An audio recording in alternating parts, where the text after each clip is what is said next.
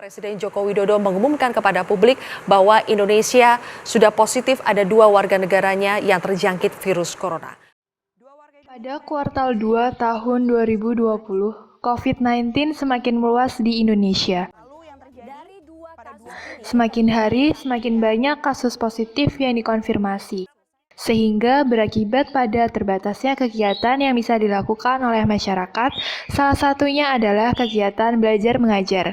Hal ini mengakibatkan kegiatan belajar mengajar terpaksa dilaksanakan secara daring. Tentu saja, dengan dilaksanakannya KBM secara daring memiliki dampak positif dan negatifnya. Salah satu siswi, Aisyah, juga turut mengikuti KBM secara daring di rumah. Akan tetapi, tidak jarang dia meninggalkan kelas daring dan menggunakan waktunya untuk kegiatan yang tidak bermanfaat. Keesokan harinya, Aisyah harus mengerjakan ulangan harian agama. Akan tetapi, dia hanya berleha-leha bahkan tidak mempelajari materi yang akan diujikan. Pagi telah tiba. Aisyah bangun dan segera membuka laptop bersiap untuk sekolah daring. Pukul 7.30 sekolah dimulai dan pelajaran pertama adalah ulangan harian agama.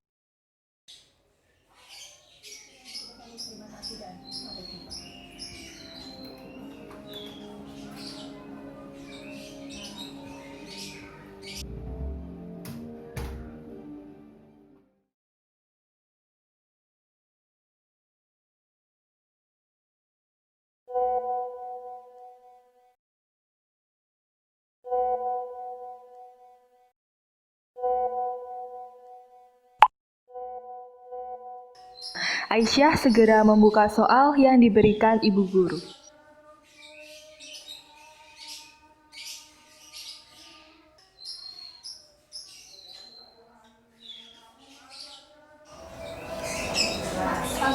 Ya ampun, soal apa sih ini? Susah banget. Cari jawaban Ibrani aja lah.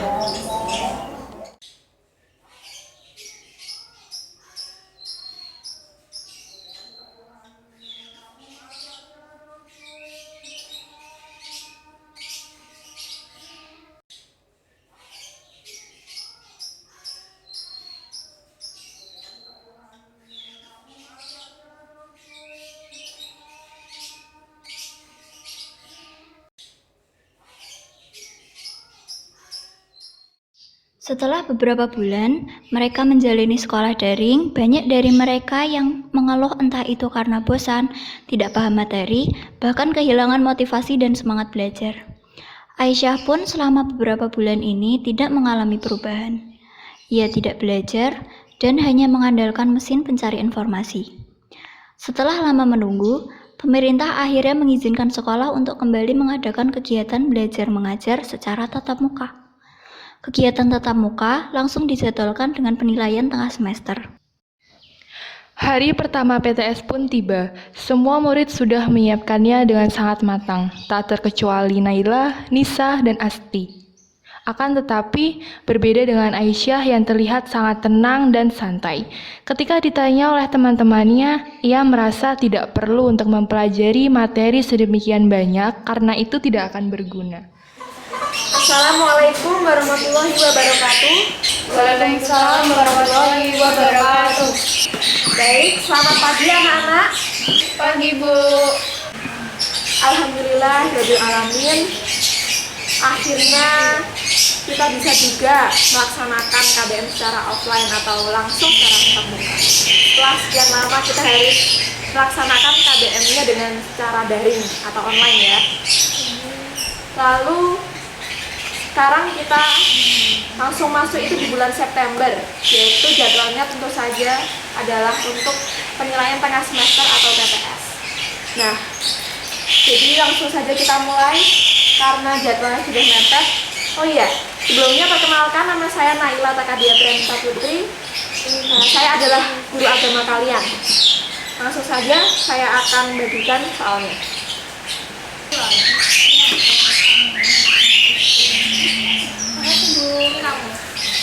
Ya, Oke, langsung dikerjakan. Jangan lupa dengan teliti dan sejujur-jujurnya ya, Nak. Murid-murid mulai mengerjakan soal dengan tertib dan jujur, sedangkan Aisyah mulai gelisah karena ia tidak memahami satu soal pun. Ia berusaha untuk bertanya kepada Naila, tetapi mereka mendapat kode soal yang berbeda. Nomor 2, 4 sama 6. Udah soal. Nomor aja lah. Aisyah pun mengerjakan soal ujian dengan asal jawab. Baik anak-anak, waktunya tinggal 5 menit lagi ya. Segera dikerjakan dengan teliti. Jangan lupa dan jujur ya.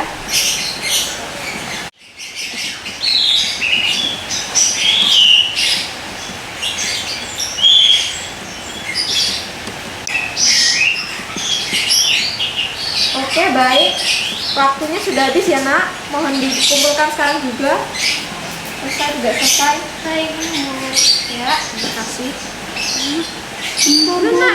Udah, waktunya udah habis, Nak. Ya, langsung di rumah sekarang juga ya, Nak. Ini waktunya udah habis, temennya juga udah ngumpulin. Ya, Nak. Gak apa. Ya, baik anak-anak. Untuk jadwal ujian hari ini sudah selesai ya.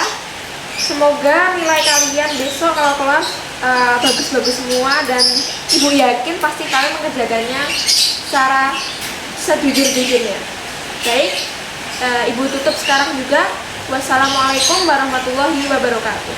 Selesai ujian, Aisyah keluar dengan wajah ditekuk karena ia tidak dapat mengerjakan soal ujian itu. Nah ini menurutmu soalnya ini susah apa gampang? Kok aku nggak bisa ngerjain sih? Menurutku sih gampang ya, kan soalnya ada di buku semua. Emang kamu nggak belajar? Enggak sih, tapi kamu kode B ya? Kayaknya kode B lebih gampang. Coba deh kamu tanya sesama kode A. Halo, tadi kalian kodenya apa? Tadi aku kode B sih. Wah, beda. Kok kamu apa? Kamu juga? Iya, sama. Yes, aku mau tanya yang dalil kejujuran. Kamu Al-Baqarah 18 bukan? Aku ayat atau Ba'isra 19. Ya. Kalau yang kuah? Yang ukhuwah Al-Hujurat ayat 10. Ya aku Anisa ayat 1. Kamu bener nggak itu? Tadi lihat di buku sih sama. Beberapa hari kemudian, nilai PTS keluar. Banyak nilai ujian Aisyah yang jelek karena tidak pernah mengikuti KBM dan tidak mengerjakan tugas. Akhirnya, Aisyah menyesal karena tidak mengikuti pelajaran selama daring dan dia hanya mengandalkan Google untuk menjawab soal. Alhasil, Aisyah mendapat banyak nilai jelek dan membuat dirinya mendapat teguran dari guru. Nak, sebenarnya kenapa sih kok nilai kamu bisa sampai seperti ini? Seingat Ibu itu nilai kamu dulu waktu pembelajarannya masih daring, nilai kamu bagus terus loh, Nak. Ada masalah apa, Nak? Sebenarnya tuh Bu, pas kemarin daring itu saya nggak belajar. Saya cuma lihat jawaban di internet. Kan sudah Ibu bilang selalu, kalau yang paling penting itu kita harus jujur. Tapi ya karena sudah terlanjur, mau gimana lagi, ya solusinya besok kamu ikut program klinis dari sekolah ya, Nak. Karena memang program klinis ini kan ditujukan untuk anak-anak yang nilainya masih kurang. Tapi tetap yang paling penting itu tolong ingat pesan dari Ibu, kalau kejujuran itu yang paling penting. Tapi kan Bu, banyak guru-guru yang cuma pentingin nilai. Apalagi pas kemarin daring kan prosesnya kita nggak tahu. Nah, sejak kapan sih kejujuran tuh harus selalu diapresiasi? Kalau kita memiliki prinsip dalam hidup, kita melakukan kebaikan, itu bukan karena ingin diberi omongan manis oleh orang lain, tapi supaya kita bisa hidup, bisa tidur dengan tenang, tanpa gelisah, nggak pusing mikirin ambisi-ambisi kita yang udah tertutupi oleh kecurangan. Dan tolong dipastikan kalau ketika kamu ujian, kamu menuliskan saya mengerjakan ujian dengan jujur. Nah, itu harus dipastikan kalau memang kamu melakukan itu dengan tidak terpaksa, menuliskan itu tidak dengan terpaksa, dan kamu harus melakukan itu dengan sebenar-benarnya. Baik Bu, maafkan saya ya Bu. Ya sudah, Ibu maafkan. Tolong diingat selalu ya, Nak, pesan dari Ibu. Ibu harap kamu akan menjadi lebih baik untuk kedepannya. Baik. Ujian itu bukan hanya sekedar untuk mendapatkan nilai bagus, tapi juga untuk melatih ketekunan kita dan seberapa bertanggung jawabnya kita atas ujian itu. Jangan pernah menghalalkan segala cara hanya untuk mendapatkan nilai bagus, karena yang terpenting adalah proses kita untuk mencapai sebuah keberhasilan. Ingat, berbuat jujur itu melegakan, berkata jujur itu membahagiakan, dan watak jujur itu pilihan. Jujur itu juara.